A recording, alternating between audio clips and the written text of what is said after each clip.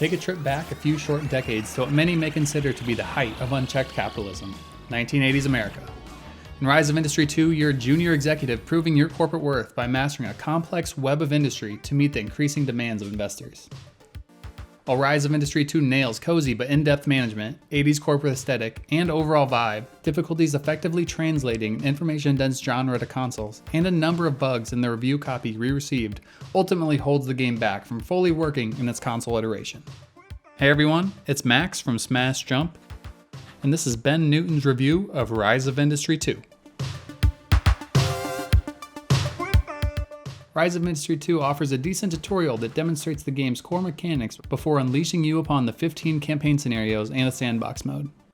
It's in these modes that you'll really be presented with an opportunity to get to grips with everything Rise of Industry 2 has to offer. This complexity provides a steep but short learning curve and one that is quite satisfying to progress through as you unlock new technologies and the associated industries to profit from. Early on, much of the difficulty comes from managing a limited cash flow while needing to build and grow your production chains for profitability. Quick and risky growth can lead to quick profits, allowing you to exponentially grow while the money flows, but slow down at your own peril. Stagnant income can quickly cause progress in a scenario to grind to a halt. A typical scenario will see you in an area with limited resources and task you with growing specific industries to take advantage of the resources available. Production starts relatively simple. For example, mining ores to forge into metal for use in other industries, and grows in complexity to encompass more profitable goods such as cars and furniture, and all the stages in between, where you'll need to manage delicate balance of contracts to keep the required goods and resources coming in and surplus sold. Complexity is a big word for Rise of Industry 2. There's a lot on offer, and it's easy to get absorbed into building a rich web of industrial complexes. But that's also Rise of Industry 2's biggest pitfall. Not necessarily the complexity itself, but the difficulty of balancing everything available in the game in a way that is easily manageable with the limited inputs available to console. The large number of available research, the interconnected web of goods production, financial information, and business relationships is just the tip of the iceberg of things to navigate as you grow your empire. Rise of Industry 2 does the best it can manage how all of this is accessed and interacted with, though I often found that some of the information I wanted wasn't clearly available. In many instances, production would frequently hit some kind of bottleneck that would cause a contract delivery to be missed, and it was never exactly clear what the issue was. The notifications received advising of this never said what had caused the issue unless it was a scripted event, so I'd spend some time trying to figure out the cause, tracing production and ensuring my math had been correct on each stage of production and delivery. Sometimes this would do the trick, and I would discover in my blind focus on setting up a new production chain had allowed a warehouse to fill up with a resource or delivery hadn't been adjusted to cover increased production. But equally as often, it would, for all intents and purposes, appear as though everything was in order and the correct amount of goods/resources were being delivered where they needed to be for a contract delivery to take place. But something, somewhere, had gone out of sync and thrown the whole thing out, causing the delivery to be missed, which would inevitably cause income to crash and require a complete refresh of deliveries and contracts to get back on course.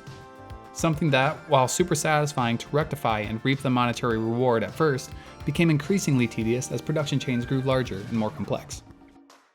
The way the UI is managed on console is a fairly standard one, used in a wide range of strategy and management ports. Using the D-pad will allow you to navigate through different areas of the UI to then drill down into the required screens.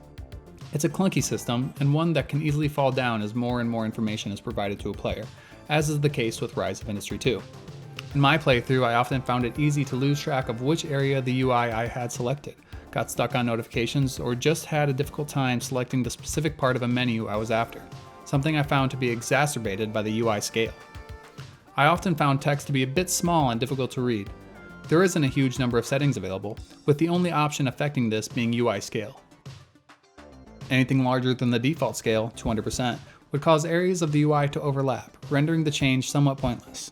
It ended up just being quite fiddly, and as scenarios progressed and the amount of information available grew with more contracts, complexes, and resource chains, I became inundated with notifications, and menus became cluttered with more things to navigate. Building often surprisingly proved to be one of the easier aspects to navigate, with the build menu having its own button to access, but also suffered from clutter at later stages of the scenario.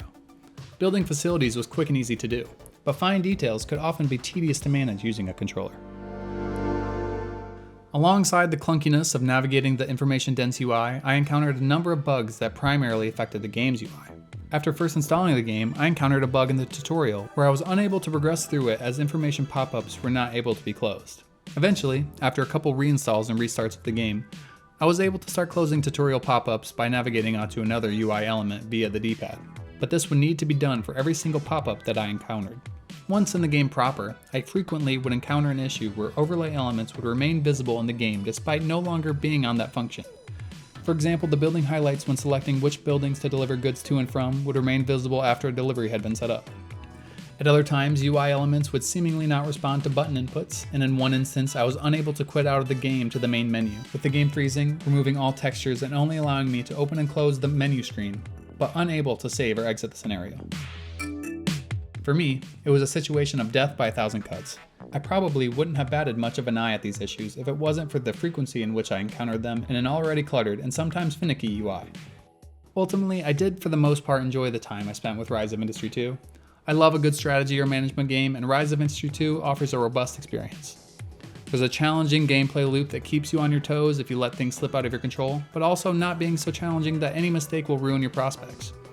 The simple, somewhat cartoony art style complements the 80s vibe and allows management elements to really shine on their own, while the complexity and depth help to keep things fresh and interesting as you unlock new industries.